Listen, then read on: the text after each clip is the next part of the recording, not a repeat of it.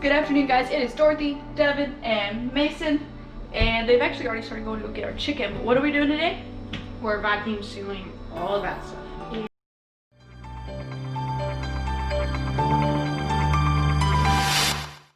Well, way more than that. Well, way more. Yeah, so we have about, how much is 50. it? 34. We have 34 chicken breast and all that we've got Fingers, to. legs, drumsticks. Yep, so we have that we're going to vacuum seal today, and we're going to use this handy dandy vacuum sealer back here. It's the Food Saver brand.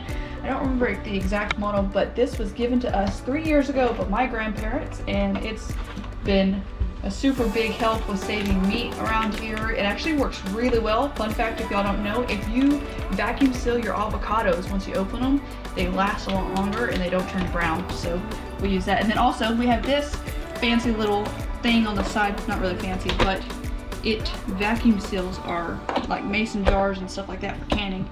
And then we have, these are the smaller bags. Hey, y'all can go finish getting the rest of the chicken. You said mason jars. I know, I wasn't talking about you. I'm not a jar. So these are the smaller bags that we're gonna use. These are actually the 8 inches. They're 8 by 50, so 8 inches wide and 50 feet long. These are the Bonson Kitchen. We got these off of Amazon. We're gonna post a link to both of these down below. These are obviously not the Food Saver brand bags, but they work just as well, if not better. So we have a whole bunch of chicken that we are going to have to process, or not process, but vacuum seal, get it all done and taken care of today, and get it all in the freezer, because we obviously don't want it to go bad. So how many's left? Like 4 or 5. 4 or 5. Did you get the one out of the Arctic? Arctic? The blue Arctic, the cooler. Oh, no. Yeah, there's one bag in there. So you use the chicken out of the freezer out there? No, buddy. All the chicken's coming out of the fridge. Heavy. Hold on, you got something in your hair. What is that?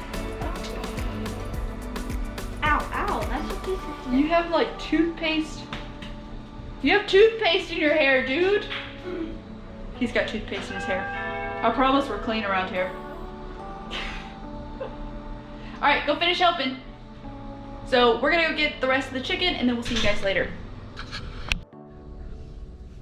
The boys brought all the chicken in for me, but I started to vacuum seal and look. I don't know if you can see, but there's still like a ton of air in here, and that's not what we want. So I got through almost all of them, and I realized, so the reason why is I was using the small bags, and if you can look on the edge, there's like no room for the air to escape.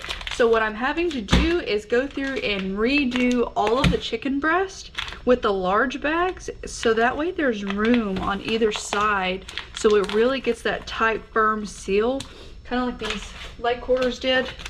They're just really tight and in there, not much room or air in there. Sorry, that's the dishwasher. So what we're gonna do is I'm gonna show you how to correctly do it with the large bags, which I think they're like 10 inches wide, probably by 50 feet. I'm not sure. And they're the same Benson rolls that we have. All right, so I'm gonna write on this one real quick.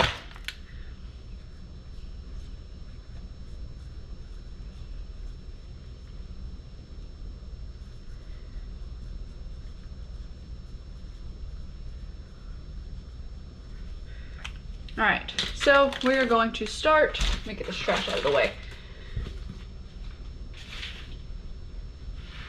We're gonna start with all these chicken breasts over here, and I have some on the table over there. Something else I learned, you have a really smooth and clear side, and then you've got a rough, like foggy side, or hazy side, I'm not sure what you wanna call that. So you're just gonna open it up, we're gonna seal it real quick.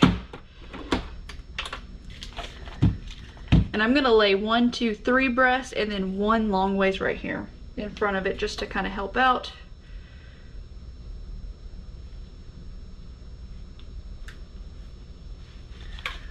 And let me find my scissors.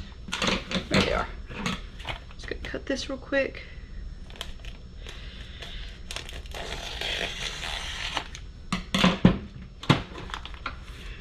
All right. 3.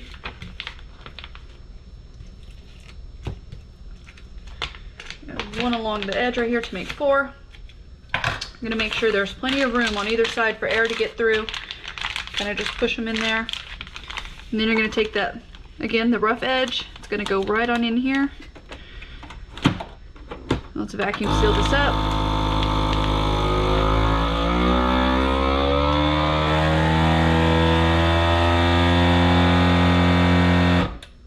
Wait for it to finish the seal.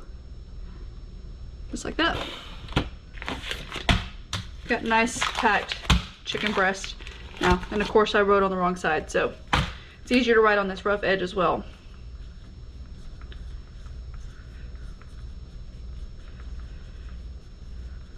Alright, next we're gonna make our leg quarters hopefully look like this. Steven helped me with this one. He's a professional at this, I think, but we're gonna try to do exactly like this. And we've got to use the large one. So we're gonna go ahead and get this one sealing while I gather the leg quarters over there. We're gonna do 4 at a time, just like the chicken breast. One more, just like that. Cut off the excess, because I definitely have too much down here.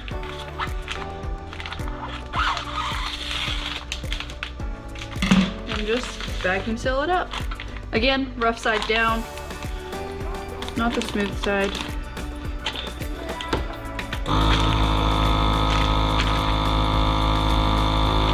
These take a lot longer to vacuum seal up for some reason. And you gotta make sure it's on the right spot.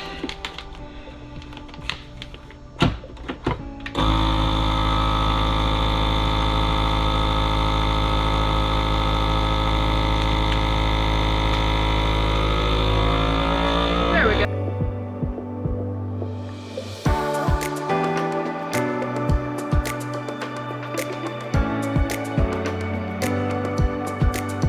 Sealing, almost done.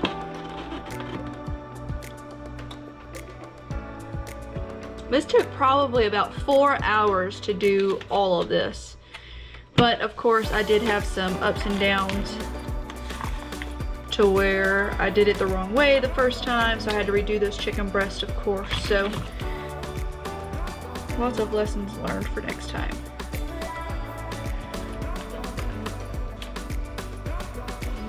Again, big shout out to my grandparents. We love you guys. Thank you again for this.